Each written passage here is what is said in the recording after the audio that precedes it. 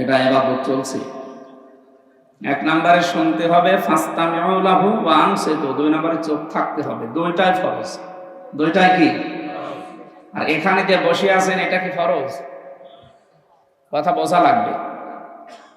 আমি 1.5-2 ঘন্টা কথা বললাম, যাওয়ার সময় আমি যদি 5টা প্রশ্ন করি, আপনি একটাও জবাব দিতে পারলেন, তাই আপনার এই সময়টা তো লস হবে। এই জন্য 10 মিনিট শোনেন, যেন 5টা প্রশ্নের জবাব দিতে পারে। আর প্রত্যেকটা আলোচনা ক্লাসের মতো। আমার বিশ্ববিদ্যালয়ের স্যাররা যেভাবে ক্লাস দিত, আমি চাই একটা ক্লাস করি, 40-45 মিনিট বা 1 ঘন্টা একটা ক্লাস করব। এই ক্লাস থেকে অন্তত 50টা শিক্ষা নিয়ে বাড়ি যাবে। কিছু মানুষ আছে কানে হাত দিয়ে টান দিয়ে যায়, ও মানুষ শুনিয়ে যায়। বাড়ি যাওয়ার সময় জিজ্ঞাসা করছে কি, ও যদি 5টা প্রশ্নেরও জবাব দিতে পারতো, তাও তো অন্তত সময়টার একটা দাম দেওয়া যেত। কিচ্ছু বলতে পারে না, বেকার, খালি এই সাউন্ড বক্স নষ্ট হয়। একদম কাজ ছিল, এই কি হয়েছে? বলছে আব্বা আমার রেজাল্ট দিয়েছে। রেজাল্ট দিয়েছে, কাদার কি আছে? ফেল করেছিস না পাস? বলছে না আব্বা, আমি ছিলাম 5-এ, আমারে নামিয়ে দিয়েছে 3। আমারে যদি অন্তত ফেল করতাম তাও তো ক্লাসে রাখতো। আমার এমন রেজাল্ট, আমারে নামিয়ে দিয়েছে 2 ক্লাস নিচে, এখন আমার 5-এ উঠতে আর আমার 2 বছর লাগবে। আমি এই কারণে কাঁদতেছি। তা আপনি আজকে এসে অন্তত যদি 5 থেকে 6-এ উঠতে নাও পারেন, অন্তত 5-এ থাকা যায় না? নাকি আপনারা আবার 3 নামিয়ে দেওয়া লাগবে? এই জন্য এমন ভাবে শুনবেন যেন অন্তত 5-এ থাকতে পারে।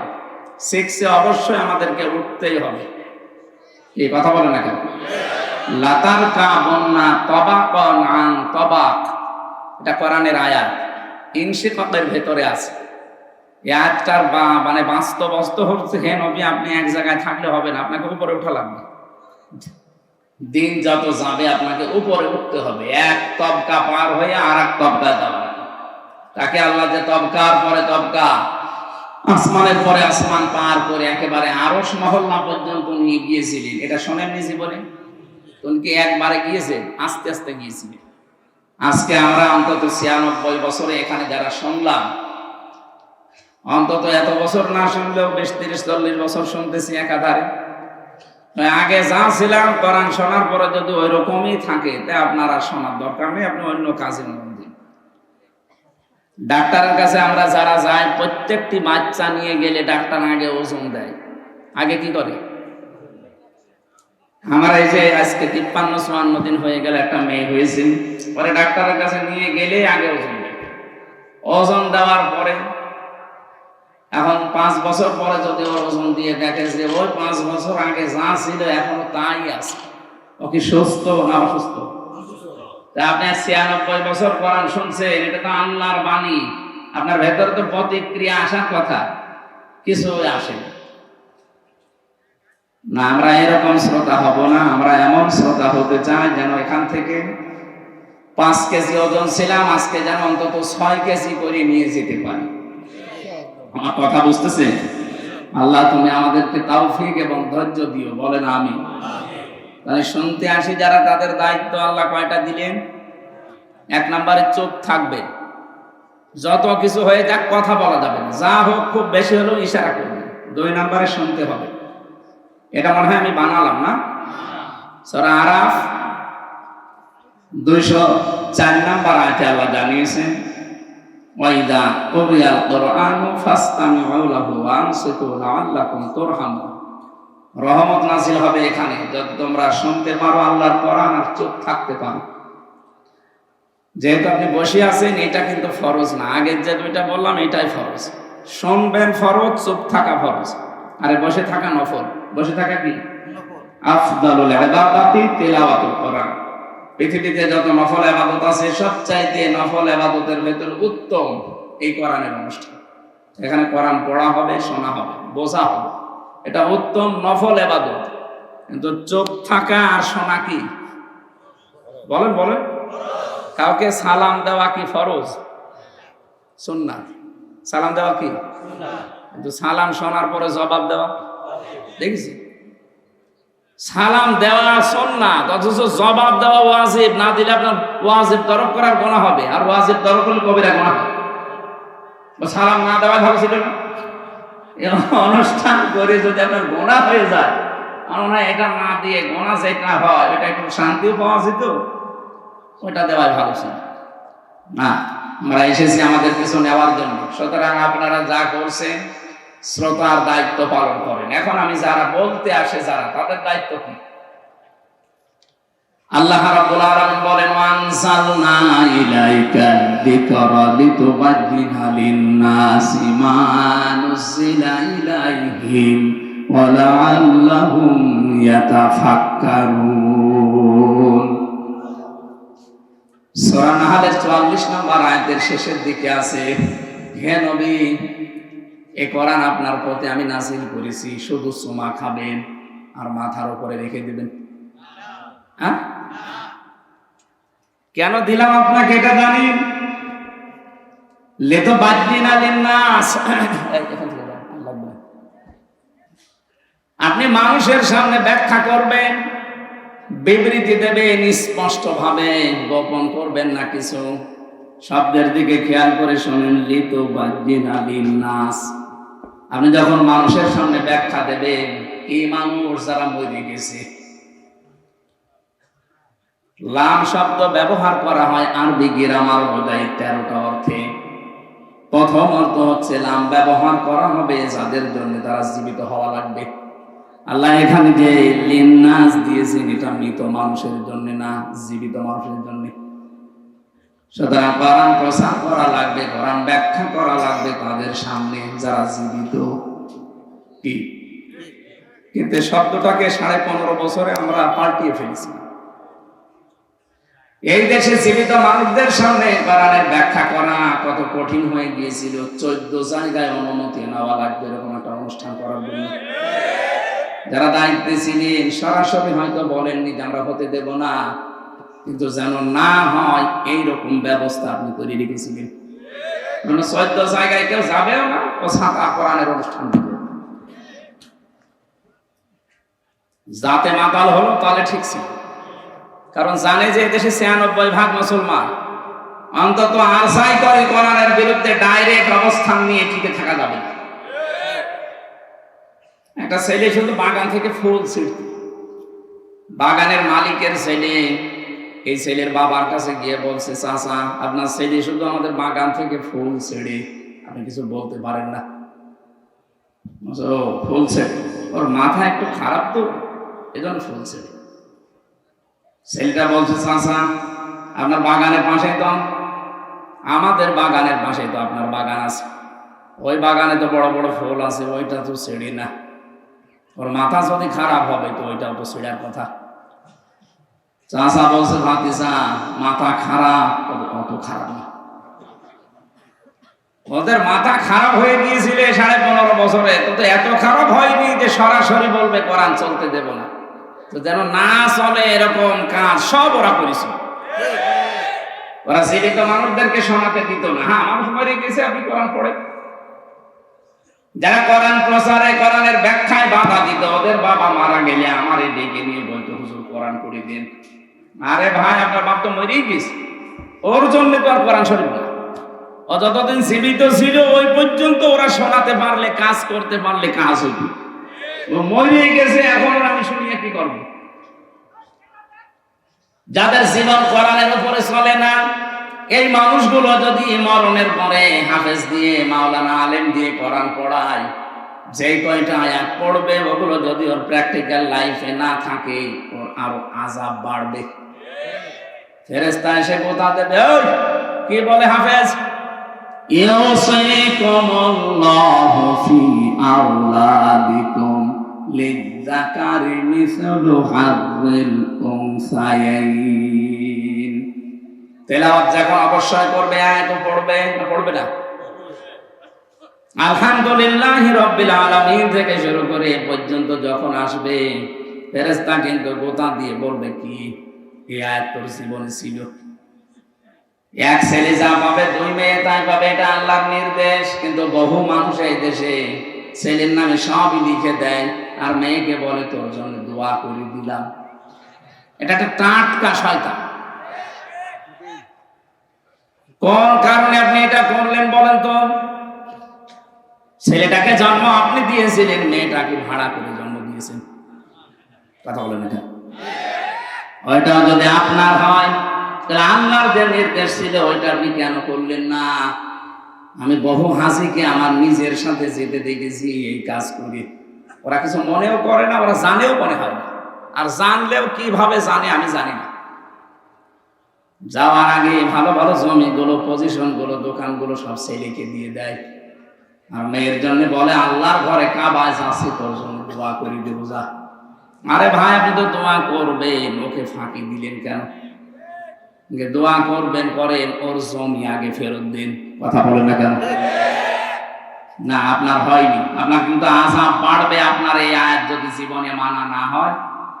পাগলকে যদি বলা হয় ভাই নৌকা নড়াবি না, ও বলে আমার মনে ছিল না। আপনি আরো মনে করে দিচ্ছেন।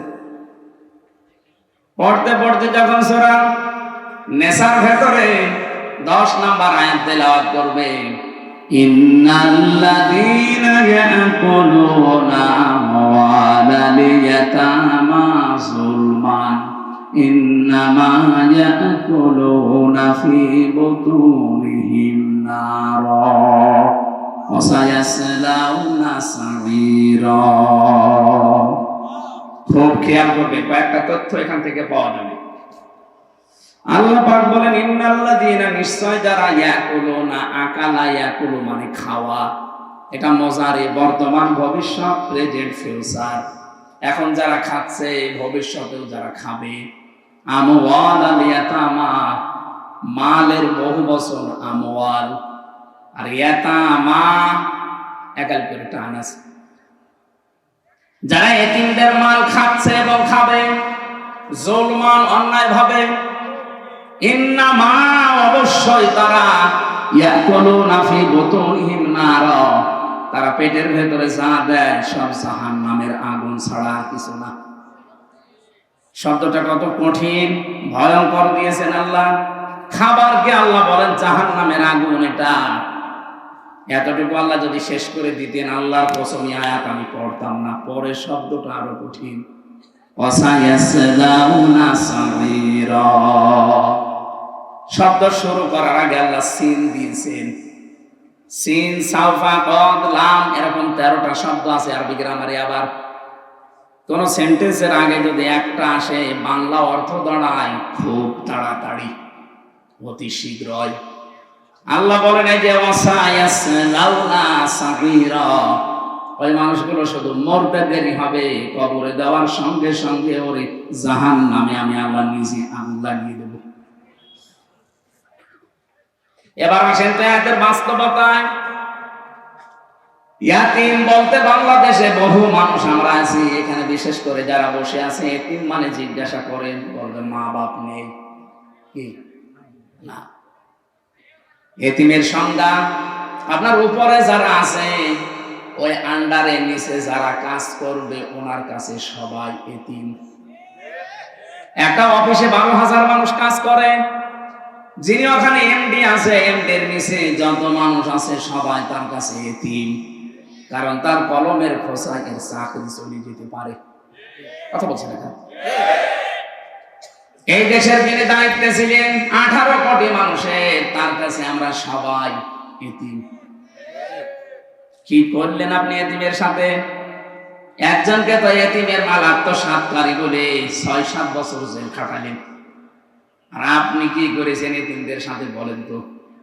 18 কোটি মানুষ আমরা সবাই আপনার কাছে এতিম ছিলাম। কেন বললাম এই কথা বলেন? কিছুদিন আগে আমার মামলাগুলো সব ঢিসমিস হয়ে গেছে, খারিজ হয়ে গেছে। আদালত আমার মামলা দেখার পরে বলছে, কি দেখে মামলার রায় দেবো, এর ভেতরে তো কোনো মাল নেই, সব খারিজ করে দিলাম। আমি আদালতের এজলাসে দাঁড়িয়ে মনে করলাম, জিজ্ঞাসা করে বিচারপতি, এই মামলা তো 3 বছর আপনার কাছে ছিল, এতদিন তো কিছু বলেননি, হঠাৎ এখন এই 5 তারিখের পরে কিসে আপনাকে কামড় দিল? এখন বলছেন যে কোনো মাল নেই। মাল এর আগে ছিল, এর আগেও তো মাল ছিল না।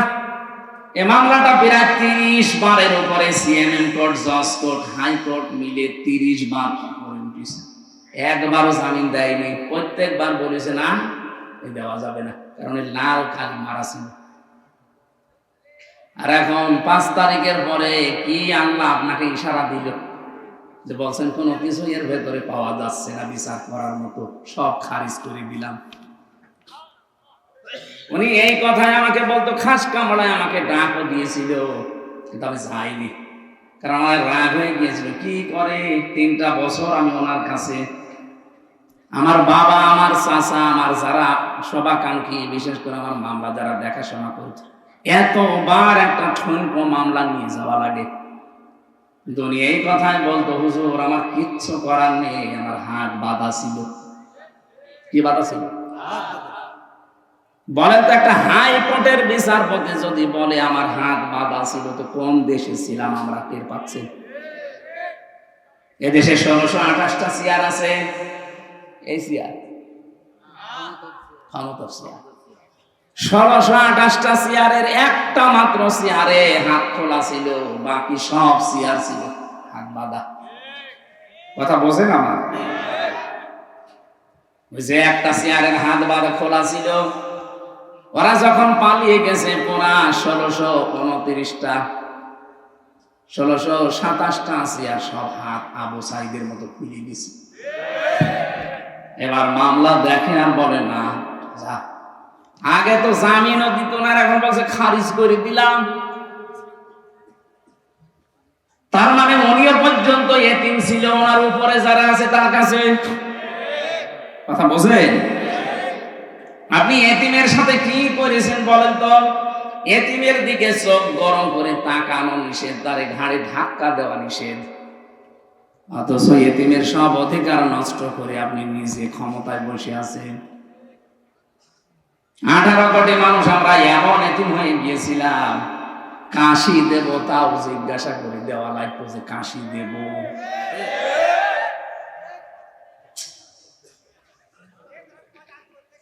কি অবস্থায় ছিলাম আমি নিজে টের পেয়েছি। রিমান্ডে ওই 10টা দিন আমার কাছে মনে হচ্ছে এক একটা ঘন্টা, এক এক বছর যাচ্ছে। আরে ভাই, এমনিতে তুই নিজেও জানিস যে কোনো দোষ নেই, নিজে এমনিতে বলতে পারতিস না হুজুর বসে থাকেন, 10 দিন পরে আপনারা আমরা আদালতে দিয়ে দেব।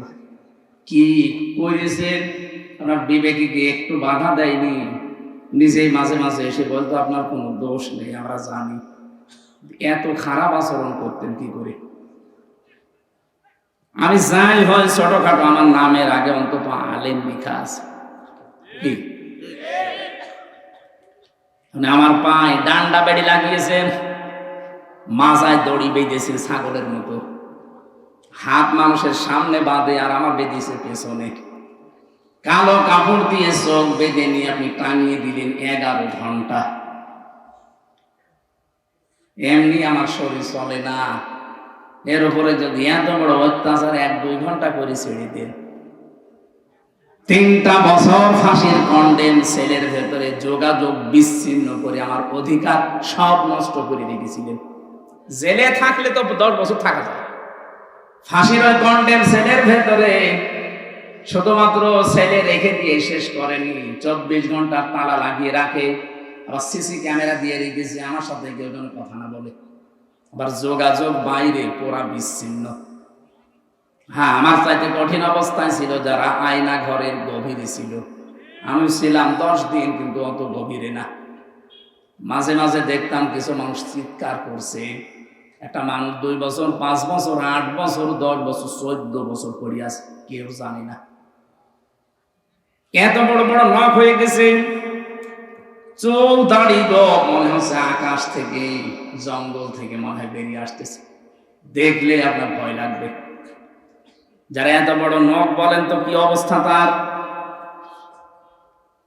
এই লোকটা দেওয়ালের সাথে খুশিয়ে খুশিয়ে লিখে রাখতো, ভাই যদি বাইরে যেতে পারেন এই নাম্বারে একটু জানাবেন যে আমি এখনো বেঁচে আছি।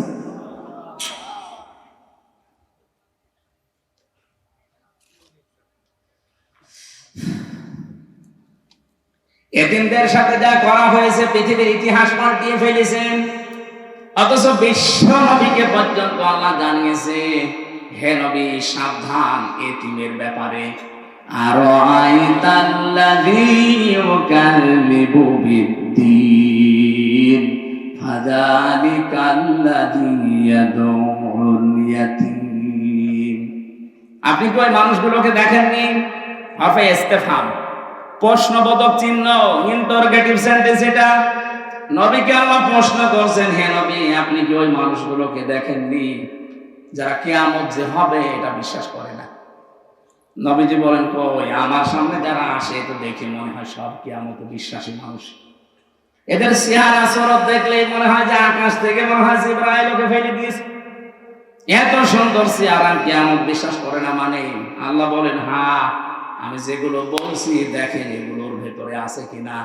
ওয়ালা ইয়াহুদ্দু আলা তাআমিল মিসকিন ফাযালিকাল্লাযী ইয়াদউল ইয়াতীম। যারা এতিমের গলায় ধাক্কা দেয়, মিসকিনকে খাবার দেয় না। এখানে ইয়াহুদ্দু শব্দের সাথে অর্থ উৎসাহ দেওয়া, নিজে না পারলে অন্যকে দিয়ে উৎসাহ দেওয়াবেন। মিসকিন সাকানা এসকন থেকে শব্দটা এসেছে। মিসকিন মানে যে মানুষের ঘর বাড়িও নেই, যে মানুষটা সব সময় শুধু থাকার জায়গা কোথায় পাওয়া যায় কোথায় পাওয়া যায় এই চিন্তা করে। আর ইয়াতামা শব্দটা তোয়াম থেকে বলা হয়। তোয়াম মানে খাদ্য। যে লোকটা খাবারের চিন্তায় থাকে, খাবারের টেনশনে থাকে, এই মানুষটাকে এতিম বলা হয়। এই জন্য সাফ কথা এতিমের ব্যাখ্যায় উপরে যারা আছে তার নিচে যত মানুষ আন্ডারে কাজ করবে সবাই তার কাছে এতিম। এইভাবে যদি বাংলাদেশে শব্দটা বোঝার পরে আমরা কাজে লাগাতাম, এদেশে কোনো মানুষের অধিকার তার অধীনস্থ যারা আছে নষ্ট হতো না। কত মানুষ তার উপরে চেয়ারে বসতে পারে, কিন্তু এতিমরা যারা দাঁড়িয়ে আছে উপরে কলমের খোসা দিয়ে তাকে 15.5 বছরে বহু মানুষের অধিকার আপনি নষ্ট করেছেন। বিভিন্ন চেয়ারে বসে বসে এই মানুষগুলোর অধিকার নষ্ট করার কারণে মানুষগুলা যে উপরে উঠতে পারে না। ডক্টর ইউনূস আপনি দেখছেন আজ 10-12 দিন শুধু একই কথা বলছেন যে আমার এই স্বচ্ছ নির্মল চরিত্রবান এই মানুষগুলো দেন, অথচ মানুষ নেই। মানুষ পাচ্ছে না এদেশে নির্মল চরিত্রের, স্বচ্ছ চরিত্রের। যারা সৎ চরিত্রের মানুষ, যোগ্যতা সম্পন্ন মানুষ উনি পাচ্ছে না।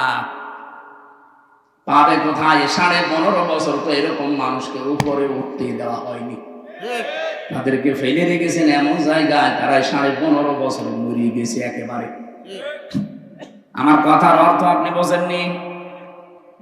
আমি শুধু ইঙ্গিত দিলাম। আজ এতিমদের অধিকার নষ্ট করা হচ্ছে, এতিমের মাল আত্মসাৎ করা হচ্ছে।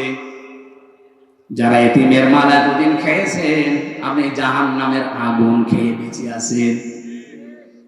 আমি একজনের নাম বলছি, আপনি উল্টা পাল্টা নেবেন না। সালমান এফ রহমানি দরবেশ, এই যে 36,000 কোটি টাকা ও কি জায়েজ ভাবে কামাই করেছে। 7টা ব্যাংক থেকে এই টাকাগুলো মারিং কাটিং করা। ব্যাংকে হাজার হাজার লক্ষ মানুষের টাকা ছিল। আমরা এখন সব এতিম। কথা বলে না? এতিমের মাল যারা ভক্ষণ করে এরা জাহান্নামের আগুন খায়, এটা আমি বানালাম। সুতরাং এই কাজ যারা করেছিলেন, এমনকি অনেক মানুষ আছে সুদ খেয়ে আনন্দে আছে, টাকা ছেড়ে রাখে, টাকা আসে নাকি বগুড়ায় শুরু হয়নি, 1000 টাকা ছেড়ে রাখে, 1 মাস পরে 200 টাকা করে বেশি পায়। বলে সুবহানাল্লাহ। আমরা এখন বহু মানুষ নিজের চোখে দেখেছি, টাকা ছেড়ে রাখে, টাকা আসে, ওই টাকা তোলে উনি খায় আর আল্লাহ আল্লাহ করে। বিশ্ববিদ্যালয় যখন শেষ করেছিলাম 15-16 সালে, কুষ্টিয়ার বড় বাজারে একজন দেখি জিকির করছে। ভাই আপনি সারাদিন নামাজ পড়তে যখনই আসি দেখি বসে বসে জিকির করেন, আপনার কোনো কাজ নেই? না আমি কিছু করি না। কিছু না করলে শহরে থাকেন, টাকা পান কোথায়? আমার বাবার জমি ছিল, বিক্রি করে ব্যাংকে রেখে দিয়েছি, ওখান থেকে প্রতি মাসে মাসে লাভ আসে। বলছে না যে সুদ আসে, লাভ আসে, ওইটা তুলি খাই আর আমি আল্লাহ আল্লাহ করি। আচ্ছা, লাভ বলেন আর ইন্টারেস্ট বলেন, এটা কিন্তু সুদ, কবিরা গুনাহ হবে। আমারে বলছে হুজুর আমি জানি সুদ খেলে কবিরা গুনাহ হয়, এই জন্য টাকা আমার নামে না, টাকা আমার বোন নামে, বোন নামে টাকা রেখে দিয়েছে। গোনা যদি হয় আমার বড় হবে, এরপরেও যদি গোনা হয়ে যায়, যে বসে বসে জিকির করি, এটা খেলা করার জন্য না। এই জিকিরের সাওয়াব আবার ওই গোনা কাটা কাটি, মাঝখানে জান্নাতে যাব ফাও, কি ধান্দায় আছে দেখিস? এরকম ধান্দা মাঝ মানুষ বউড়ায় নেই। যারা এই যে টাকা ছেড়ে রাখেন, টাকা আসে, আর কিছু না হোক আপনার মায়ের সাথে জেনা করার মনে হচ্ছে, এটা কি বিশ্বাস করে নাকি আমি বানালাম? হাদিস কোরআনে কারিমে সূরা বাকারার ভেতরে আছে, যারা সুদ খায় তাদেরকে শয়তান এরকম মাসাহ করে দেয়। সুদ খায় যারা, কিয়ামতের দিন যখন দাঁড়াবে তারা মহাবিষ্ট হয়ে দাঁড়াবে, মনে হবে ওদেরকে কেউ যেন শুয়ে দিয়েছে। মানুষের শরীরে যখন অজানা একটা স্পর্শ আসে, ওই মানুষটা কিন্তু অন্যরকম হয়ে যায়। কিয়ামতের দিন শয়তান ওদের শরীরের ভেতরে মাসাহ করে দিবে। আল্লাযীনা ইয়াকুলুনার রিবা ওয়া ইয়াকুমুনা ইল্লা কামা ইয়াকুমুল্লাযী ইয়াতাখাব্বাতুহু শাইতানু মিনাল মাস, ইলা আখিরি আয়াত। রব্বুল আলামিন বলেন, দুনিয়াতে যারা সুদ খায় তাদের দৃষ্টান্ত জানেন, কিয়ামতের দিন তাদেরকে বিশাল বিশাল শিকল দিয়ে বেঁধে ফেরেশতারা নিয়ে আসবে। আয়াতটা পড়ার ব্যাখ্যা করার পরে আমার মনে হয় বাংলাদেশে বহু মানুষ এরকম আছে যারা কিয়ামতে 70 গজ শিকল দিয়ে তাদেরকে ময়দানে নিয়ে আসা হবে। এরকম মানুষ আছে লাইনে? আমরা আশা করছি আজকের এই বয়ান শোনার পর মনের ভেতরে যদি একটু প্রতিক্রিয়া সৃষ্টি হয়, বাড়ি যাওয়ার পরে সিদ্ধান্ত নিয়ে নেবেন, টাকা যাই ছেড়ে রেখেছি, জীবনে এই টাকার আর লাভ নেব না, আমি আল্লাহর ভয়ে ছেড়ে দিলাম। কারা কারা ছেড়ে দিতে পারবেন হাত তোলেন তো? তোলে তোলে। বহু মানুষের এলাকায় চলছে ব্যবসায়, ঠিক আছে ভাই, আশা করছি আপনি ছেড়ে দেবেন। বগুড়াবাসী খেয়াল করে শুনবেন, রব্বুল আলামিন যেটা বোঝাতে চেয়েছেন স্পষ্ট দলিল আর প্রমাণ দিয়ে আমার বলার দায়িত্ব জীবিত মানুষদের সামনে, কিন্তু পরিস্থিতি আমাদের অনুকূলে ছিল না, এই জন্য জীবিত মানুষদের সামনে আমরা বলতে পারি না। আমরা বলতাম মানুষ মরে গেলে, যে লোকটা সুদ এভাবে খেতে খেতে মারা যায়, আল্লাহ কোরআন জানিয়েছে যারা সুদ খেয়ে মারা যায় এই মানুষগুলোর সম্পদ তাদের কোনো কাজে আসে না। ইয়ামহাকুল্লাহুর রিবা ওয়া ইউরবিস সাদাকাত, আল্লাহ বলেন আমি সুদকে, হারাম কামাইকে ধ্বংস করি, আর বৈধ যেগুলো যাকাতের মাধ্যমে আসে, যারা সাদকা করবে এদের এইগুলো আমি আল্লাহ বৃদ্ধি করি। আয়াতটাতে কত বাস্তব, 2024 সালের 5 আগস্টের পরে আমি আয়াতটা মিলিয়েছি, 100 ভাগ এগুলো মিলিয়ে গেছি। আজ যারা সুদের টাকা নিয়ে, ঘুষের টাকা নিয়ে, মানুষকে মিথ্যা মামলা দিয়ে বিপদে ফেলে তার কাছ থেকে অবৈধভাবে টাকা ইনকাম করেছে, কত কোটি কোটি টাকার মালিক ছিল তারা বলেন, 5 তারিখের পরে তাদের সবগুলো হাতছাড়া হয়ে গেছে। 12 কোটি টাকা, 15 কোটি টাকা দামের গাড়ি রাস্তায় পড়ে আছে, মালিক নেই। আমাকে বানিয়ে বলছি, এটা হয়েছে না? 12 কোটি টাকা দিয়ে যে লোকটা একটা গাড়ি কিনতে পারে, তার টাকা আছে কত বলেন তো? চিন্তা করতে পারেন, 12 কোটি টাকা খালি গাড়ি কিনেছে, অথচ এখন 5 তারিখের পরে নিজে এসে বলবে যে গাড়িটা আমার, এই সাহস তার নেই। বললে সে ধরা খাবে, এখানে মালিক নেই, পড়ে আছে রাস্তায়। কোরআনে কারিমে আল্লাহ 1500 বছর আগে বিশ্ব নবীকে আয়াতটা শুনিয়েছেন, হে নবী, ফাতিলকা বুয়ুতুহুম খাবিয়াতাম বিমা যালামু ইন্না ফি যালিকা লায়াতাল লিকাওমিন ইয়ালামুন। হে নবী, ওইদিকে তাকাতে পারেন না? এই এইভাবে আল্লাহ দেখাচ্ছে ফাতিলকা বুয়ুতুহুম, বাইতুনের বহুবচন বুয়ুত, হোম দিয়েছেন আল্লাহ। আল্লাহ যেন তার কুদরতের আঙ্গুল এভাবে ইশারা দিয়ে নবীকে বলছে, হে নবী তাকাতে পারেন না ওইদিকে, ওই যে ফাতিলকা বুয়ুতুহুম খাওয়াতাম বিমা যালামু, ওই যে জালেমদের ঘরগুলো আমি আল্লাহ কিভাবে উজাড় করে দিয়েছি তাকান। আমার তো আয়াতটা পড়ার পরে 2024-এর 5 আগস্টের কথা মনে পড়ছে। দেখেন 2024-এর 5 আগস্টের পরে দেশে যত জালেমের ঘর ছিল অধিকাংশ ঘরগুলো আজ উজাড় গৃহ হয়ে গেছে। আমি তো আমার কুষ্টিয়ারটা বলছি, কি দাপট ছিল হানিফ সাহেবের, কি আমি নাম ধরে বলছি এই কারণে, কারণ আমি নিজে দেখে এসেছি তার দাপট কি। খুলনা বিভাগের 10টা জেলায় আমার একটা দিনও ঢুকতে দেয়নি, কথাও বলতে দেয়নি। কি দাপট নিয়ে চলতো, মনে শুধু হাসিনার আত্মীয়, এই কারণে এত দাপট ছিল। এদেশের 3 নাম্বার পজিশনে চলে গিয়েছিল, অথচ 5 তারিখের পরে 1:30টার সময় যিনি পালিয়েছে, বিকাল 5টা বাজতে বাজতে তার বাড়ির একটা ইটও আর নেই, সব খুলে নিয়ে চলে গেছে। আমার তো আয়াতের দিকে তাকিয়ে মনে হচ্ছে আল্লাহ মনে হয় হানিফ সাহেবের নামে আয়াতটা নাযিল করেছে। ফাতিলকা বুয়ুতুহুম, হে নবী আপনি একটু তাকান, খাওয়াতাম বিমা যালামু, এদের এই জুলমের কারণে এই ঘরগুলোর দিকে তাকান, কি অবস্থা করেছি। বিরানহীন বানিয়ে দিয়েছি, বিরান ভূমি বানিয়ে দিয়েছি, মনে হচ্ছে এখন এটা জাতীয় টয়লেট। আমার মনে হয় সমস্ত জায়গায় 3 মাসের ব্যবধানে যে অবস্থা, ভূত পেতনি থাকতেও ভয় পায় না। অথচ কয়েকদিন আগে ওখানে দুর্বিসন্ধি চলতো যে কার বিরুদ্ধে মামলা দেওয়া যায়। বাংলাদেশে যত জালেমের ঘর ছিল এই আয়াতের সাথে মিলিয়ে আমি দেখেছি প্রত্যেকটা মিলে যাচ্ছে। সর্বোচ্চ ঘর যেটা ধানমন্ডিতে আপনি তাকান, কত দাপট চলতো সেখানে, কত জাঁকজমক, অনেকে গিয়েছে মা কিন্তু আবেগে।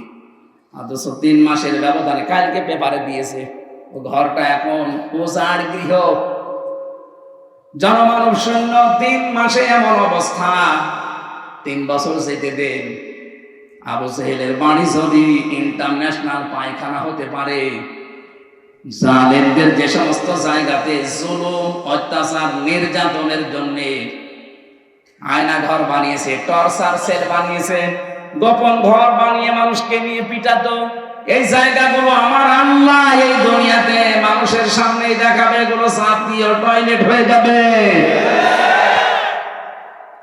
খাওয়াতান শব্দের শাব্দিক অর্থ হচ্ছে ভয়ঙ্কর ভাবে আমি আল্লাহ উপস্থাপন করবো এই বাড়িগুলোকে, এই ঘরগুলোকে। কারণ কি, বিমা যালামু, এখানে বসে বসে জালেমরা সিদ্ধান্ত নিত। এখান থেকে একটু চিন্তা ভাবনা আসেন আপনার, এই জালেমদের ঘর বাড়িগুলো যদি আজ এই অবস্থা হয়ে যায় মাত্র কয়েকদিনের ব্যবধানে, আগামীতে কোনো মানুষ যদি চেয়ারে বসে আবার এই জালেমদের মতো আচরণ করে, তাদের বাড়ি ঘর আল্লাহ এরকম বিরান ভূমি বানিয়ে দিতে পারে। আমি তো বাস্তব ওয়াজ করছি। কুষ্টিয়ার একজনের নাম বললাম, কয়েকদিন আগে দিনাজপুরে গিয়েছিলাম, কি দাপট তার বাড়ি এখন পর্যন্ত মনে হচ্ছে শয়তানের ঘর হয়ে গেছে। এজন্য আমাদের শিক্ষা নেওয়া আজকে উচিত। অনেকে কিন্তু এখনো পর্যন্ত এই ধান্দায় আছে, আগে চেয়ারে বসি দেখেন কি করি। আপনি যদি আবার ওই জালেমদের মতো আরম্ভ করেন, আপনাকে ইতিহাস নিন্দিত, ঘৃণিত, ওই হিটলারের মতো, চেঙ্গিস খানের মতো, বিশেষ করে যারা জালেম তাদেরকে যেভাবে চিহ্নিত করে রেখেছে ইতিহাস, আপনাকেও করে রাখবে। ইয়াজিদ, কি সুন্দর নাম, অথচ এই নামটাকে আল্লাহ ঘৃণিত করে দিয়েছে, গালি বানিয়ে দিয়েছে। কোন হিন্দুকে যদি বলেন ভাই ছেলে হয়েছে ইয়াজিদ রাখেন, ও বলবে ইয়া কি করে, ইয়াজিদ একটা নাম নাকি, ওটা একটা গালি, কথা বলেন না। অথচ নামটা কত সুন্দর, ইয়াজিদ। এত সুন্দর নামকে যদি আল্লাহ জুলুম করার কারণে ঘৃণিত বানিয়ে দিতে পারে, আপনার নাম যতই সুন্দর হোক, যুগের আবর্তনে কালের বিবর্তনে দেখবেন ইতিহাস আপনাকে ঘৃণিত করে দিয়েছে। এ দুনিয়ায় শয়তানও আপনার নাম রাখতে রাজি হবে না। এই জন্য থামেন, কারো জীবনে চলো চলো বেশি না যায়। এই জন্য অবৈধ ইনকামের টাকা পয়সা ছাড়া এতদিন রেখে গেছেন, দুইটা ক্ষতি হবে আপনার। কোরআনে কারীমের ব্যাখ্যা জানাচ্ছে, যারা অবৈধভাবে উপায় করেন এই অবৈধ সম্পদ আল্লাহ আপনাকে ভোগ করতে দেবে না। দরবেশের কত টাকা আপনি জানেন? বাংলাদেশের শ্রেষ্ঠ ধনী তালিকায় তার নাম, অথচ এখন জেলখানার মেঝের উপরে শুয়ে আছে। আমি যেভাবে মাটির উপরে শুয়ে থাকতাম সেইভাবে আছে। কি হইল তার এই টাকা পয়সা? এটা তো দুনিয়া গেল। আল্লাহ পাক বলেন সবচাইতে ভয়ঙ্কর কথা, যারা অবৈধভাবে দুনিয়া ইনকাম করবে চর্ম চোখে দেখতে মনে হবে বিশাল কিছুর মালিক হয়ে গেছে, এই মানুষটা মরণের সঙ্গে সঙ্গে ঈমান নসিব হবে না, বেঈমান হয়ে মরবে। এর চাইতে আপনি কি চান? সম্পদগুলো ভোগ করতে পারলেন না, বেঈমান হয়ে মরে গেলেই তো শুরু হবে কবরে। ওই যে মুগুরের বাড়ি, একবার বাড়ি দেওয়ার সঙ্গে সঙ্গে 70 গজ নিচে চলে যাবেন, আবার নখ দিয়ে ফেরেশতারা টেনে তুলবে, আবার বাড়ি লাগাবে। কার জন্য কি করে গেলেন আপনি? আপনার ছেলের জন্য, মেয়ের জন্য, বর জন্য, মা বাবার জন্য করেছিলেন নাকি? মনে মনে ভাবতেন যে ঘুষের টাকা 20,000, 50,000, 1 লাখ নিলাম, আমার ছেলে মেয়ে বউ আমার মা বাবা শান্তিতে থাকতে পারবে। পারবে, কিন্তু একটা বারের জন্য জিজ্ঞাসা করেন, 1 লাখ টাকা ঘুষ খেলে যে গোনাটা হয়েছে এই পাপটা আপনার ওই মা বাবা নেবে কিনা?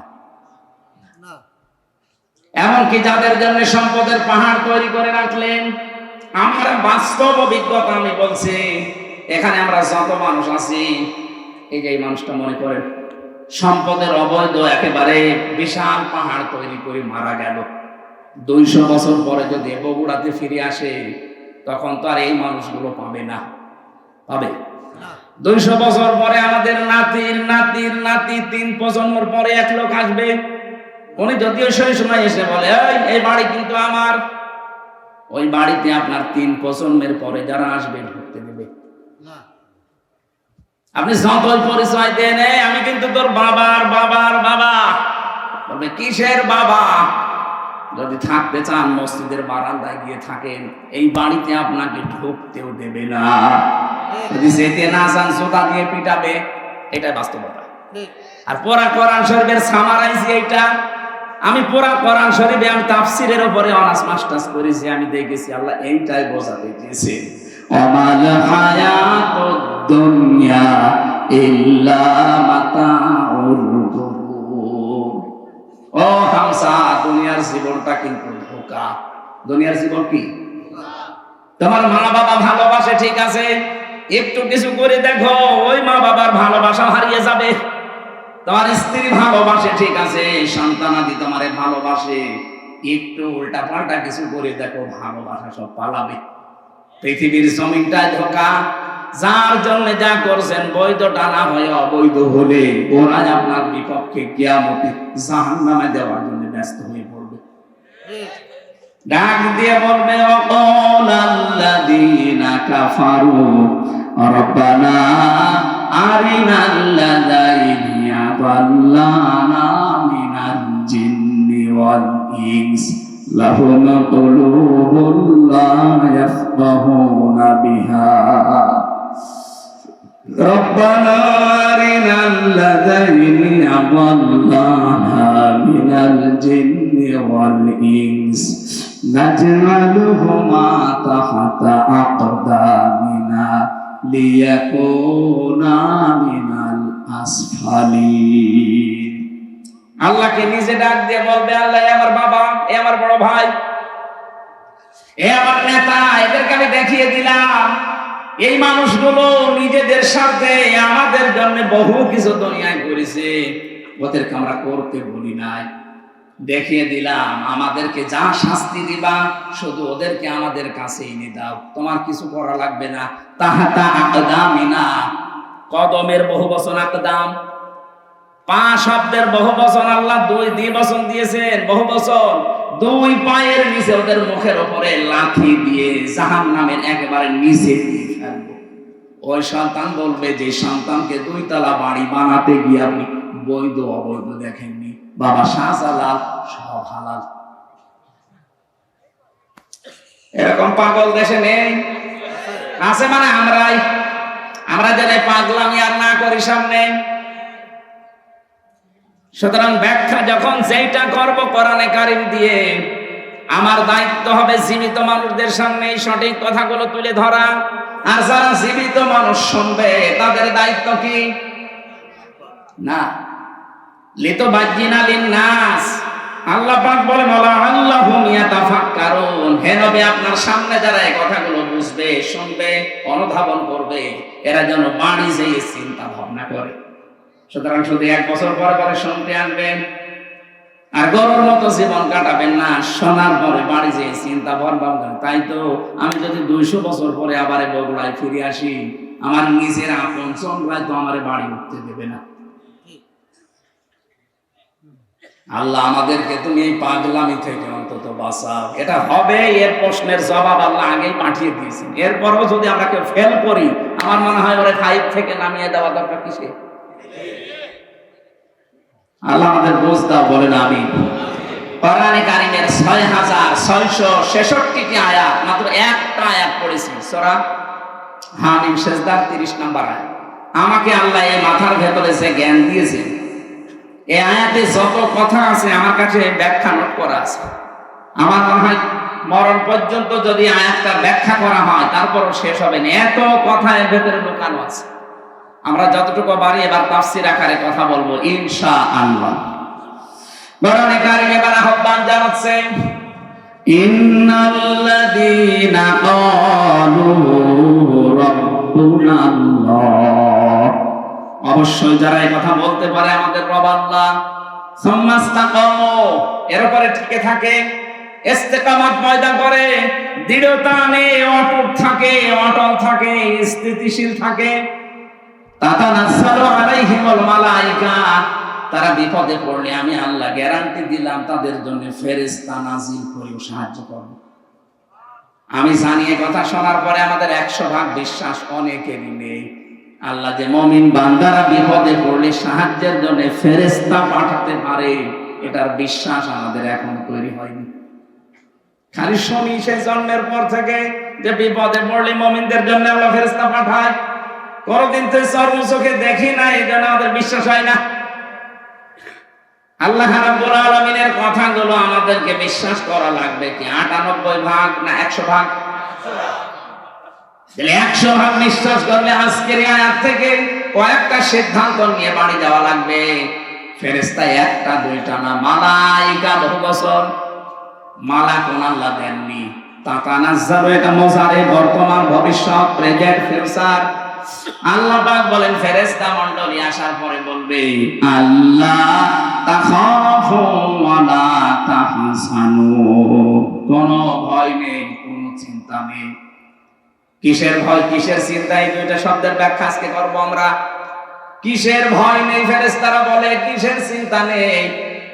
ওয়াবশিরু বিল জান্নাতিল্লাতী কুনতুম তুআদুন, তারা জান্নাতের সুসংবাদ নিয়ে আসে, ওই জান্নাত যার ওয়াদা আল্লাহ তোমাদের সাথে করেছেন। জোরে বলো সুবহানাল্লাহ।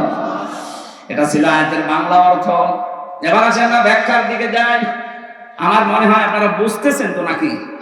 হ্যাঁ, বুঝতেছেন। প্রথম শব্দে ছিল ইন্নাল্লাযীনা, ইসমে মাউসুলা দিয়েছেন আল্লাযীনা, এর আগে ইন্না দিয়েছেন।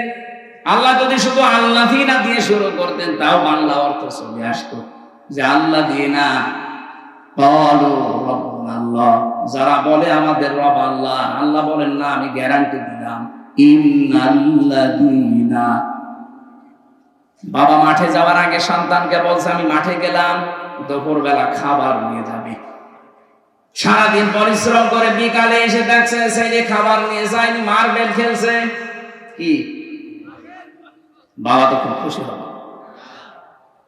গরু মারা যে লাঠি আছে ওইটা দিয়ে পেটাবে আর বলবে, বেটা তোর আমি 100 বার বললাম খাবার নিয়ে যাবে, তারপরও তুই গেলি না।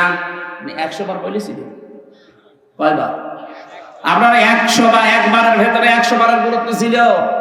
আল্লাহ কোন শব্দকে 100 বার বলার ইরাদা যদি করেন, অতবার না বলে একবারেই আয়াতের আগে, শব্দের আগে ইন্না লাগিয়ে দেন। এখানে আল্লাহ শব্দ শুরুই করেছেন ইন্না দিয়ে। ইন্নাল্লাযীনা ক্বালু রাব্বুনাল্লাহ, নিশ্চয় যারা, অবশ্যই যারা এই আমার রব আল্লাহ, আমার রব বলে না রব্বুনাল্লাহ, আমাদের সবার রব আল্লাহ, এই কথা যারা গ্যারান্টি দিতে পারবে, সুম্মাস্তাকামু, আর এর উপরে টিকে থাকতে পারবে।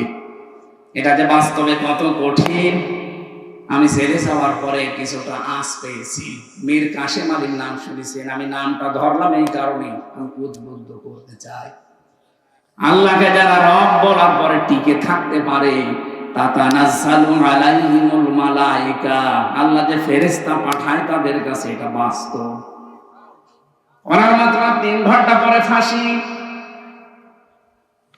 ওনার যে দায়িত্বে ছিলেন কারারক্ষী কুতুব ভাই, আমার ওই দিন দায়িত্বে ছিলেন, আমাকে এসে বলছে, ভাই শহীদ মীর কাশেম আলী।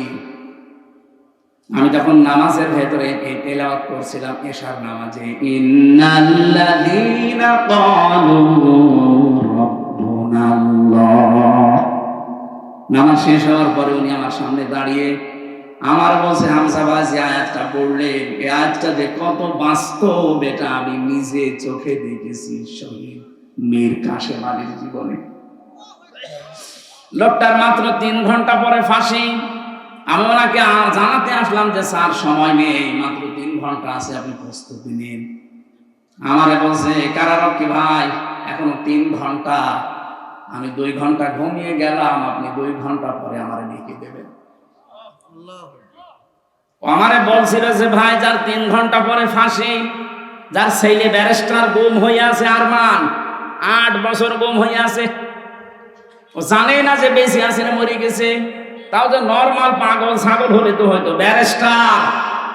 আর ছেলে চেহারা দেখেছেন, রাজপুত্রের মতো চেহারা, কত বড় শিক্ষিত একটা ছেলে, তার যে প্রপার্টিজ আছে, লক্ষ লক্ষ মানুষের কর্মসংস্থান বানিয়েছে, সেই উত্তরাধিকারে বেঁচে ছেলে বউ হয়ে আছে, তার মেয়ে লাইফ সাপোর্টে আছে, তার বউ।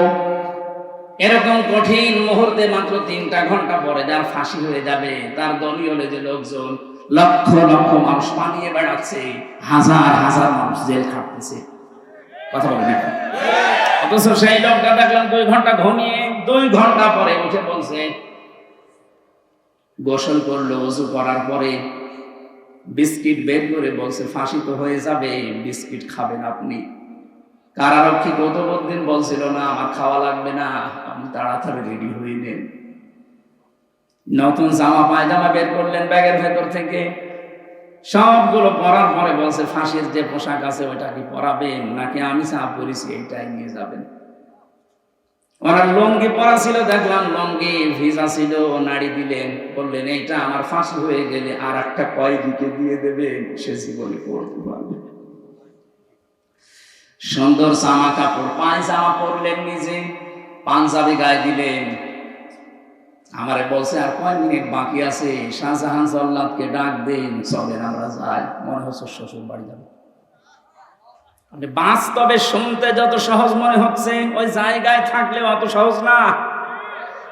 আমার মতো একটা সাধারণ মানুষ, 3টা বছর মাত্র আমি এমনি যোগাযোগ বিচ্ছিন্ন ছিলাম, তাছাড়া আমার সেই রকম অত্যাচার করেছে হালকা পাতলা, আমার তুলনায় কিছু না। কত মানুষকে নখ তুলে নিয়েছে আমার সামনে, কত মানুষকে ডিম দিয়েছে আমার সামনে, ওই তুলনায় তো আমার অত কিছু না। তারপরও আমি শুধু জেলখানায় বসে ওই 24 ঘন্টা সেলের ভেতরে বসে থাকতাম, তাই আমার ঘুম আসে না, ঘুমের বড়ি খাওয়া লাগে। অথচ তার 3 ঘন্টা পরে ফাঁসি, ওই লোকটা 2 ঘন্টা আরামে ঘুমাচ্ছে। আমার বলছিল, ভাই ওনার ঘুম আসলো কি করে? আমি বললাম, এই যে আয়াত পড়লাম নামাজে, এইটার কারণে। যারা আল্লাহকে সত্যি মন থেকে রব বলার পরে টিকে থাকতে পারে, যত ঝড় ঝাপটা আসুক না কেন, দুনিয়া একদিকে, আমার রব একদিকে, এই সিদ্ধান্তের উপরে যারা অটল থাকতে পারে, কোরআন গ্যারান্টি দিচ্ছে তাদের বিপদে আপদে আল্লাহ ফেরেশতা নাযিল করে। অবশ্যই ফেরেশতা তার কাছে এসেছিল, মাস্ক নিয়ে এসেছিল, নয়তো এই 2 ঘন্টা তার ঘুম আসার কথা না। কারণ আমি নিজে সাক্ষী, ঘুমের বড়ি সিটাক্সিন খেয়ে কষিয়াম খেয়ে আমার ঘুম আসে না। খালি আমার ছোট মেয়েটার চিন্তা হতো কি করছে সে, অথচ তার নিজের ছেলে গুম হয়ে গেছে। আমার মেয়ে তো মাটির সাথে কথা বলে, সময় 7 মাস রেখে এসেছিলাম। ও তো মরে গেলেও অসুবিধা নেই, আর একটা মেয়ে হবে। আর তার ছেলে ব্যারিস্টার পাশ করেছে, সে গুম হয়ে আছে। তার কাছে প্রতিনিয়ত সংবাদ আসতো আপনার ছেলে গুম, আপনার স্ত্রী লাইফ সাপোর্টে পড়ে আছে, বাঁচতেও পারে নাও বাঁচতে পারে। এই কঠিন পরিস্থিতিতে আপনি বলেন তো, ফেরেশতা যদি তার কাছে এসে পরের এই 2টা শব্দ না শোনাবে, আল্লাহ তাখাফু ওয়া লা তাহজানু, 1 নম্বরে বলেছে ভয় পাবেন না, চিন্তা করবেন না।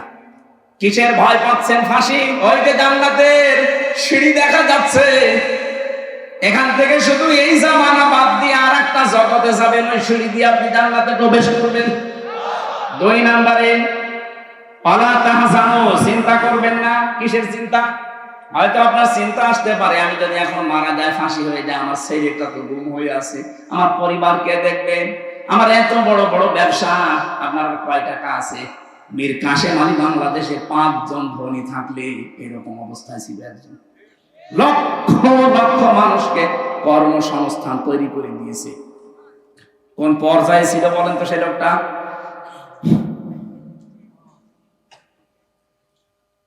যার শুধু হাতের এরকম ইশারা দিলে লক্ষ লক্ষ মানুষ ওঠে বসে।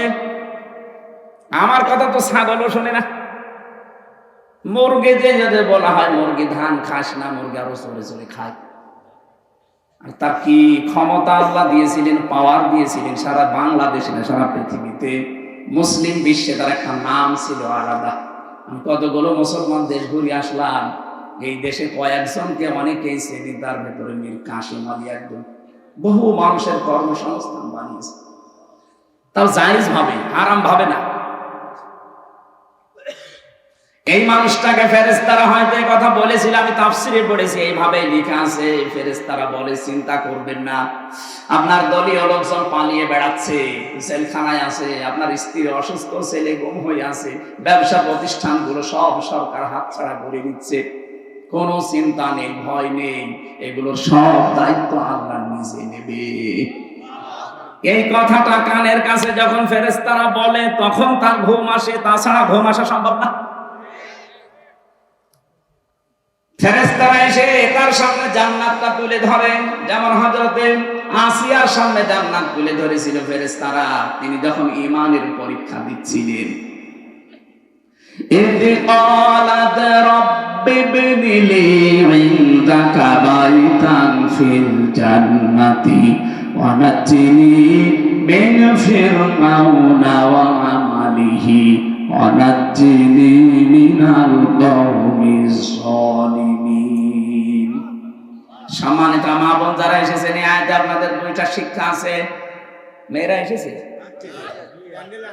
আমার মা বোনেরা, অনেকে মনে করে আমি নামাজ পড়ি, রোজা রাখি, কালো বোরকা পরে বেড়াই, আমি জান্নাতে যাব না, যাবে কে? না।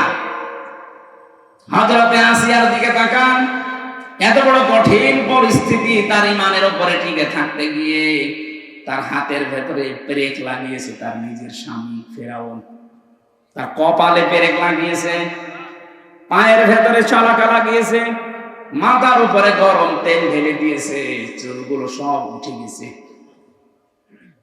কঠিন পরিস্থিতি যখন চলছিল, আল্লাহ নিজে ফেরেশতা জিবরাইলকে বলছে জান্নাত তুলে নিয়ে আমার মন্দির সামনে ধরো।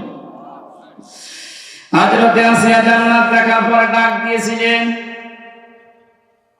হে ফেরেশতা জিবরাইল, জান্নাত আল্লাহ পাঠিয়েছে, আল্লাহকে একটু বলেন উনি যেখানে আছে ওই জায়গায় যেন একটা ঘর আমার জন্য আলাদা বানিয়ে রাখে, ওই ঘরে বসে বসে 24 ঘন্টা আমি আল্লাহকে সব সময় দেখতে চাই।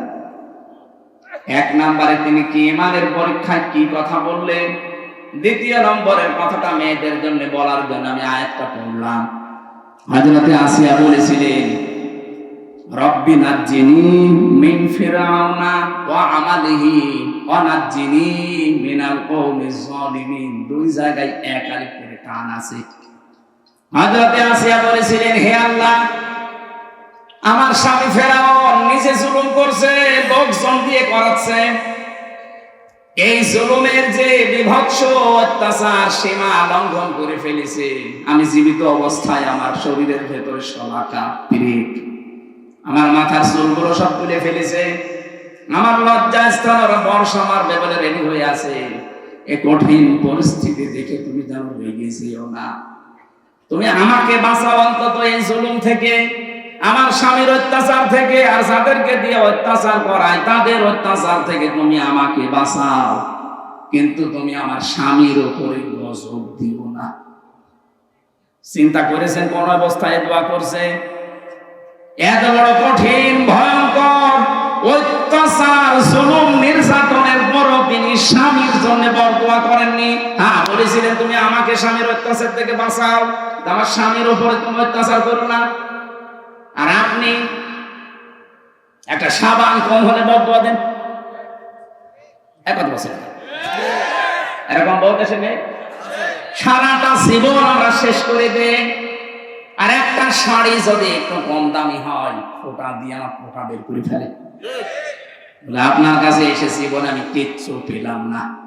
এই কথা যারা বলবে মুখ থেকে, ওর সঙ্গে সঙ্গে পেছনের আমল লাখ আল্লাহ সব ধ্বংস করে দেবে।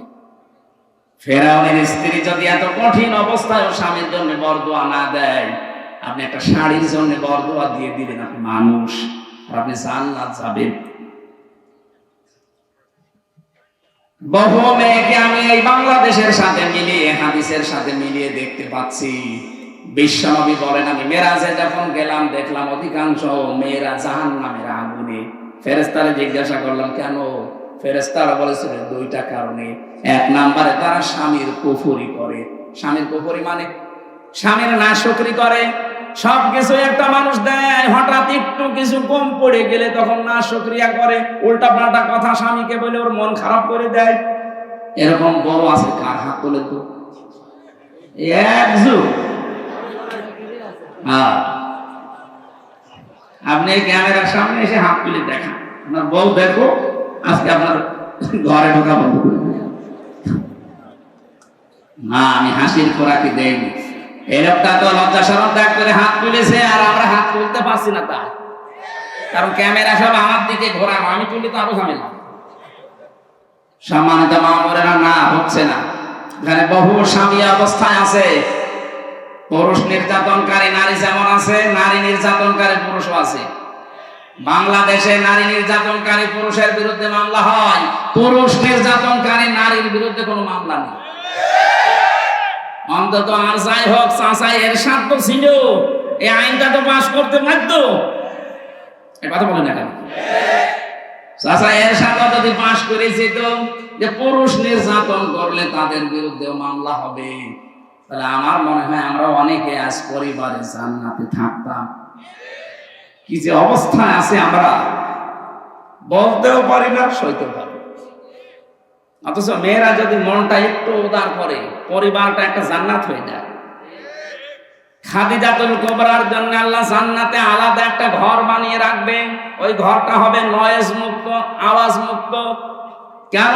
নবীজি যখন বাইরে কোলাহল পরিবেশপূর্ণ দেখে আসতেন, বাড়িতে বাইরে দাওয়াতি কাজ করে ঝামেলার শেষ নেই, এক একজনের এক এক কথা, উল্টা পাল্টা কথা শুনে যখন বাড়িতে আসতেন, বাড়িতে প্রবেশ করার সঙ্গে সঙ্গে ঘরটা আওয়াজ মুক্ত করে ফেলতেন। নিস্তব্ধ, একেবারে শান্ত, নির্মল করে দিতে হযরতে খাদিজা স্বামীর জন্য। আপনি স্ত্রী হিসাবে এরকম একটা ঘর স্বামীকে উপহার দিতে পারেন না? যত রোদে পুড়ে বিভিন্ন মানুষের সাথে তর্ক করে, ব্যবসা বাণিজ্য করে, চাকরি বাকরি করে, মাথার ঘাম পায়ে ফেলে বাড়িতে আসতেছে, অন্তত ঘরটা ওর জন্য একটু শান্ত করে রাখে না? বাড়িতে আসলে আপনার শুরু হয় উল্টাপাল্টা কথা। আপনার জন্য জান্নাতে এরকম আলাদা ঘর বানানো দূরের কথা, স্বামীকে যারা এরকম মানসিক কষ্টে রাখে তার জন্য আল্লাহ জাহান্নামে একটা ঘর বানিয়ে রাখে।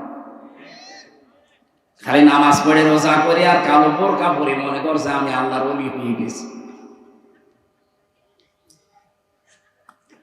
আমি মীর কাশেম আলীর কথা কেন বললাম? কারণ আমি নিজে দেখেছি, নিজে শুনেছি, বাস্তব আমি নিজে উপলব্ধি করে এসেছি জায়গাটা।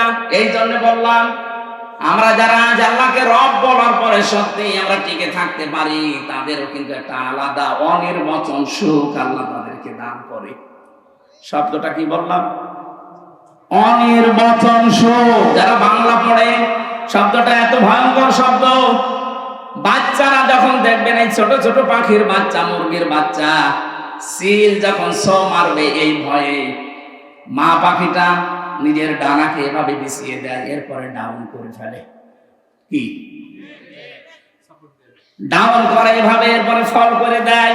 কোরআনে কারিমে আল্লাহ এই শব্দটা দিয়েছেন, আখফিজ লাহুমা জানাহাদ-দুল্লি মিনার রাহমা। তোর ডানাকে এভাবে ডাউন কর, এরপরে ফল করে দে। পাখির উদাহরণ আল্লাহ এখানে দিয়েছেন।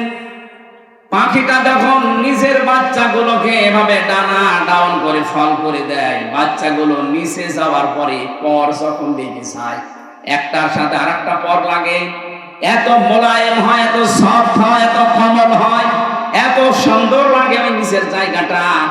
বাচ্চারা নিচে বসে বসে একটা কিচির মিচির আওয়াজ করে। বাংলাতে এই শব্দটাই বলা হয় অনির্বচন সুখ। আল্লাহ পাক বলেন, এই মানুষগুলো আল্লাহকে রব বলার পরে যদি সত্যি টিকে থাকতে পারে, ওর মনের ভেতরে একটা অনির্বচন সুখ আমার পক্ষ থেকে আমি আল্লাহ দান করি। আমরা কিন্তু এখনো পর্যন্ত ওইটা পাইনি। পেয়েছে না? পাইনি। আমরা যারা পুরুষ মানুষ আছি, আমাদেরকে যদি পবিত্র করতে হয় নিজের নফসকে, নিজের শরীরটাকে যদি পবিত্র রাখতে হয়, দুইটা ঔষধ আল্লাহ মেয়েদের ব্যাপারে আমাদেরকে দিয়েছে। বল্লিল মুমিনিনা ইয়াগুদ্দু মিন আবসারিহিম ওয়া ইয়াহফাযু ফুরুজাহুম যালিকা আযকা লাহুম ইন্নাল্লাহা খাবীরুম বিমা ইয়াসনাউন। সূরা নূর 18 নম্বর পারা 12 নম্বর পৃষ্ঠা 7 নম্বর লাইনে 30 নম্বর আয়াতে আছে। আল্লাহ বলেন, হে মুমিন নারীরা, মুমিন পুরুষেরা, মহিলা যারা আছে, বেগানা মেয়ে লোক দেখলেই চক্ষুকে নিম্নগামী করবা আর লজ্জা স্থানের হেফাজত করবা। এই দুইটা যদি করতে পারো, এটা তোমাদের জীবন পবিত্র করে রাখবে। আজ হাজারো মানুষের চোখ ঠিক নেই। চোখের এই গুনার কারণে আমরা অনেকে জাহান্নামের দিকে এগিয়ে যাচ্ছি। 2 নাম্বারে আমাদের লজ্জা স্থান ঠিক নেই। এখানে যেটা ব্যবহার করা দরকার সেই জায়গায় না দিয়ে অন্য জায়গায় ব্যবহার করে। কথা বলেন ঠিক কিনা?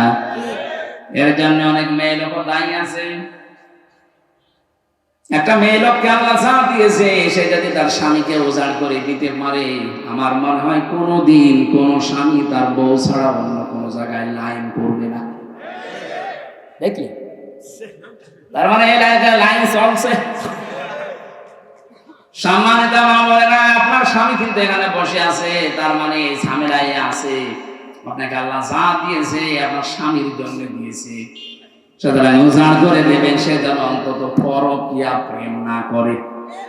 আর আমরা যদি বাঁচতে চাই, এই দুইটা ঔষধ আজকে থেকে অ্যাপ্লাই করা লাগবে। বেগানা মেয়ে লোক দেখলে চোখ নিম্নগামী করবেন, কষ্ট হলেও নিজের লজ্জা স্থানকে হেফাজত করে রাখবেন। মাত্র 15 দিনে আমল করে দেখেন, নিজের স্ত্রীকে রাজরানী মনে হবে নিজের কাছে। এটা পরীক্ষিত আমল। আল্লাহ পাক বলেন, চোখের আর লজ্জা স্থানের হেফাজত করতে পারলে আমি আল্লাহ নিজে তার অনির্বচন সুখ দেওয়ার জন্য নিজে জামিনদার হয়ে যায়। বলেন সুবহানাল্লাহ। যে পর্যন্ত এসেছিলাম, এবার আসেন আমরা দুটি দ্বিতীয় শব্দের ব্যাখ্যায় যাচ্ছি। আমরা যারা বলতে পারি আমাদের রব আল্লাহ, শব্দটা কি শুরু করলেন? আল্লাহ রব। আল্লাহর 5000 নাম আছে, তার ভেতরে প্রথম নাম দিলেন আল্লাহ রব। কি দিয়েছে বলেন? রব কাকে বলে?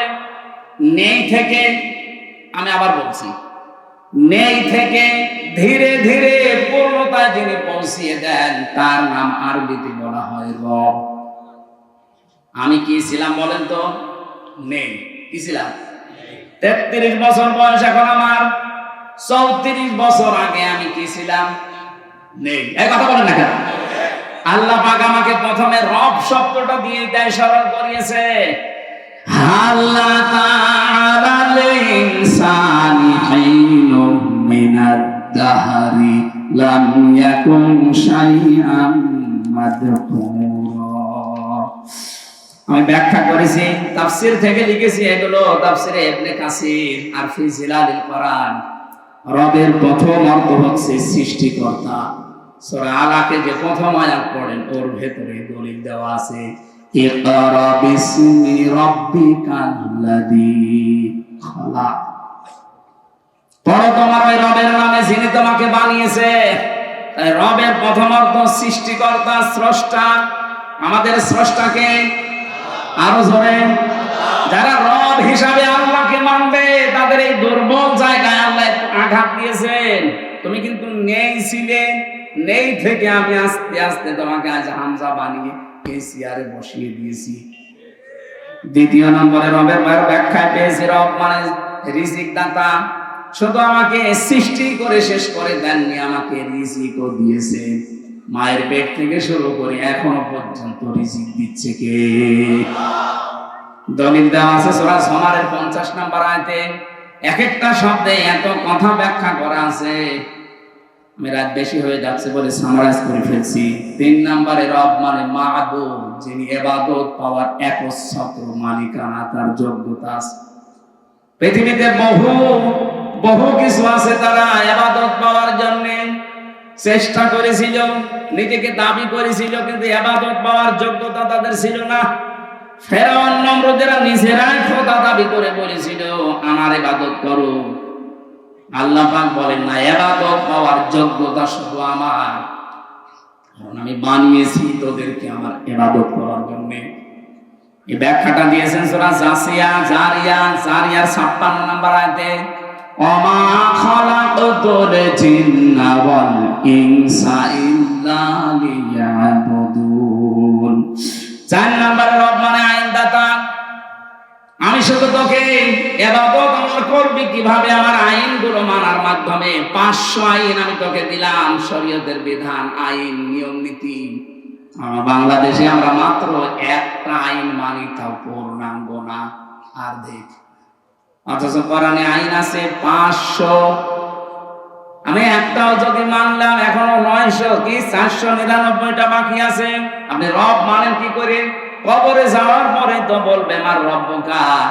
বাঙালি হিসাবে যদি বলে ফেলেন রব্বি আল্লাহ, ফেরেশতারা বলবে দাঁড়া, রব মানে 4 নম্বরে আইন দাতা। আল্লাহর কোন কোন আইন মানতিস একটু বলতো, ধরা খেয়ে যাবেন। 5 নম্বরে রব মানে অভিভাবক, এটা আনাম 102 নম্বর আয়াতে আছে। রব শব্দের ভেতরে যে 5টা অর্থ, 19টা পেয়েছি, সামারাইজ করে আমি 5টা বেশি ব্যবহার হয় পুরা কোরআনে, এজন্য এগুলো লিখলাম। আপনি একটা একটা করে মিলিয়ে দেখবেন। সৃষ্টিকর্তা, এরপরে সৃষ্টিকর্তার পরে তিনি আমাদের রিজিক দিয়েছেন, এরপরে তিনি আমাদের ইবাদত পাওয়ার একচ্ছত্র মালিকানার যোগ্যতা নিয়ে বসে আছেন। 4 নম্বরে তিনি আইন দিয়েছেন আমাদের চলার জন্য। 5 নম্বরে তিনি আমাদের অভিভাবক। এটা যদি বিশ্বাস নিয়ে পড়তে পারতাম আর মানতে পারতাম, আমেরিকাকে আজ আমরা অভিভাবক মনে করতাম না, ভারতকে অভিভাবক মনে করতাম না, জাপানকে অভিভাবক মনে করতাম না। যেই কথাগুলো আমরা বলেছি, এই 5টা অর্থের ভেতরে সব যেন আল্লাহ সামারাইজ করে এর ভেতরে ঢুকিয়ে দিয়েছে। এই 5টা যারা জীবনে মানতে পারবে, আল্লাহ বলেন 2 নম্বরে সুম্মাস্তাকামু, টিকে থাকা লাগবে এর উপরে। ঝড় ঝাপটা আসবে আল্লাহর আইন মানতে গেলে, না আসবে না? আসবে। আপনাকে টিকে থাকা লাগবে। যদি সত্যি টিকে থাকতে পারেন, ফেরেশতা আসবে সাহায্যের জন্য, মাস্ট বি। আল্লাহর ঘোষণা মিথ্যা হয় না। আমরা ওই পর্যায়ে যেতে পারি না, এই জন্য আল্লাহ সাহায্য পাই না। ভয় নেই, চিন্তা নেই, এই কথা বলতে আসবে। ওয়াবশিরু বিল জান্নাহ, সুসংবাদ দিতে আসবে ওই জান্নাতে, যার ওয়াদা আল্লাহ নিজে কোরআনে কারিমে করেছেন। এই আয়াতগুলো এইভাবে আমল করার মাধ্যমে আল্লাহর পুরস্কার, আল্লাহর সুসংবাদ, যেটা মরণের আগে তিনি ফেরেশতার মাধ্যমে আমাদেরকে দেবেন। সবার জীবনে আল্লাহ ওই পর্যায়ে যেন তুলে দেন। বলেন আমিন। মানুষের ঠিক মতো বসার আগে আদায়ের ব্যাগ দেওয়ায় আদায় কিছুই হয় না। এখন আবার ফের করা লাগবে। ব্যাগটা যাবে, যারা ব্যাগ নিয়ে যাচ্ছে আপনারা দয়া করে টাকা পয়সা যারা এনেছিলেন আগামীতে যেন এটা বন্ধ হয় না। অন্তত 100 বছর হোক, আর 4 বছর হলে 100 বছর হয়ে যাবে। যারা যাচ্ছে টাকা যদি আপনার কোরআনের এই প্রচারে খরচ না হয় তো কোথায় খরচ করবে টাকা? ওই দরবেশের মতো টাকা নিয়ে কবরে যাবে? যারা টাকা দেওয়ার মতো আছেন 2 টাকা হলেও দিয়ে যাবে। না জানতো কয়েকজন যাচ্ছে ভেতরে, কয় লক্ষ, হ্যাঁ জানতো, তাড়াতাড়ি যান। এদের যেন রিঙে রাখবেন না, তাহলে আগামী বছর এরা ভয় হাওয়া সারিয়ে ফেলবে, আর করবে না। ওই যারা যাচ্ছে আপনারা কিছু না হলেও কিছু দেন। সুবহানাল্লাহ, আলহামদুলিল্লাহ, লা ইলাহা ইল্লাল্লাহ, সুবহানাল্লাহ। চাকরি শেষে প্রভিডেন্ট ফান্ডের টাকা নেওয়া জায়েজ আছে কিনা? 100 ভাগ জায়েজ আছে।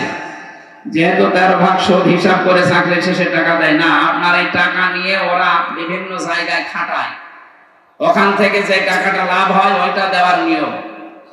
আমরা এই যে ব্যাংকিং ব্যবস্থার মাধ্যমে এখন প্রশ্ন দিলেন, এটা আরো আগে দিতে পারলে আমি ব্যাখ্যায় যেতাম। আগামীতে কোনো জায়গায় আসলে এটা বিস্তারিত একটা ব্যাখ্যা আছে সূরা বাকারা। আমরা এখন প্রশ্নের উত্তর দেওয়ার আর এখন সময় নেই। যারা টাকা পয়সা এনেছিলেন অবশ্যই আপনারা দিয়েছেন। আমি 11টা বাজে এখন শেষ করে দোয়া করার মাধ্যমে শেষ করে বিদায় নিতে চাচ্ছি। কালকে দিনের বেলা আছে সকাল 10টায় সেই জামালপুরে, এটা আমি শেষ করলাম। আল্লাহুম্মা আমিন। লা ইলাহা ইল্লা আনতা সুবহানাকা ইন্নী কুনতু মিনাজ জালিমিন। এই মোনাজাতটা বসে করে যান। 96 বছর চলছে এখানে, বসেন। মোনাজাতের পরে আমার জেলখানায় লিখিত কিছু বই আছে, গাড়িতে পাওয়া যায়, যাওয়ার সময় নিয়ে যাবেন। অনেক তথ্য দেওয়া আছে এই সৃষ্টি জগৎ নিয়ে। ওই গাড়িতে আছে, সাদা গাড়িতে, যাওয়ার সময় নিয়েছি। লা ইলাহা ইল্লা আনতা সুবহানাকা ইন্নী কুনতু মিনাজ জালিমিন। রব্বানা যালামনা আনফুসানা ওয়া ইন লাম তাগফির লানা ওয়া তারহামনা লানাকুনান্না মিনাল খাসিরিন। রব্বুল আলামিন বগুড়া জেলার শাহজাহানপুর থানার তাকিয়ে দেখো, হাজারো মানুষ আমরা কোরআনে কারীমের কথাগুলো বোঝার জন্য চাতক পাখির মতো শুনছিলাম। যতটুকু বুঝেছি তুমি আমাদের বাস্তব জীবনে আমল করার তৌফিক দাও। সওয়াব যদি দিয়েই থাকো কোটি কোটি করে বাড়িয়ে দাও। কিয়ামতে যিনি আমাদেরকে জান্নাতে নিয়ে যাবে ওই নবীর রওজায় সওয়াব পৌঁছিয়ে দাও। 96 বছর এটা চলছে এখানে। আল্লাহ তাআলা কিয়ামত পর্যন্ত এই অনুষ্ঠানটা যেন এখানে কোরআনের প্রচারে চলে সেই ব্যবস্থা করে দাও। যারা অনুষ্ঠানের দায়িত্বে আছে তাদের মঞ্জুর করুন। আল্লাহ তাআলা কবরস্থানে কত মানুষ ঘুমিয়ে আছে, কবরবাসীদের জন্য এই মাহফিলে দোয়া চেয়েছে। যত মানুষ কবরে আছে কোরআনের ইজ্জতে তুমি কবরগুলো জান্নাত বানিয়ে দাও। মা বোনদেরকে তুমি ফাতেমার মতো, খাদিজার মতো বানিয়ে দাও। আমি সহ যারা অসুস্থ আছে আমাদেরকে শেফায়ে কামিলা আজেলা নসিব করে দাও। মাহফিলের সভাপতি, সহসভাপতি, প্রধান অতিথি, বিশেষ অতিথি যারা এসেছি, আল্লাহ তাআলা আমাদের মনের জায়েজ আশাগুলো দুনিয়ায় পূরণ করে দাও। বাংলার এই জমিনে আমরা চর্মচোখে দেখতে চাই তোমার কালাম দিয়ে দেশটা চলছে। বহির্বিশ্বের শত্রু দুশমন যারা আছে তাদের হাত থেকে আমাদের দেশকে বাঁচাও। যারা চক্রান্ত ষড়যন্ত্র চলছে আল্লাহ সব স্থান পুরো ছিন্ন ভিন্ন করে দাও। জীবনে কিচ্ছু তোমার কাছে আর বলবো না, একটাই জীবনের কথা, 56,000 বর্গ মাইল তুমি কোরআনের হাতে তুলে দাও। আল্লাহুম্মা রাব্বিরহামহুমা কামা রাব্বায়ানি সাগীরা। যে যেভাবে এসেছে এই মাহফিলে যত কষ্ট স্বীকার করেছে আল্লাহ, প্রত্যেকের জীবনে তুমি এই মাহফিলের যে বরকত দিয়ে দাও। আমাদের যাওয়া আশায় তুমি নেকি দাও। আমাদের জীবনের অপরাধগুলো পাল্টিয়ে নেকি বানিয়ে দাও। বারাকাল্লাহু লানা ওয়া লাকুম ফিল কুরআনিল আযীম। আলহামদুলিল্লাহি রাব্বিল আলামিন। মরণ আসলে যেন বলতে পারি লা ইলাহা ইল্লাল্লাহু মুহাম্মাদুর রাসূলুল্লাহ।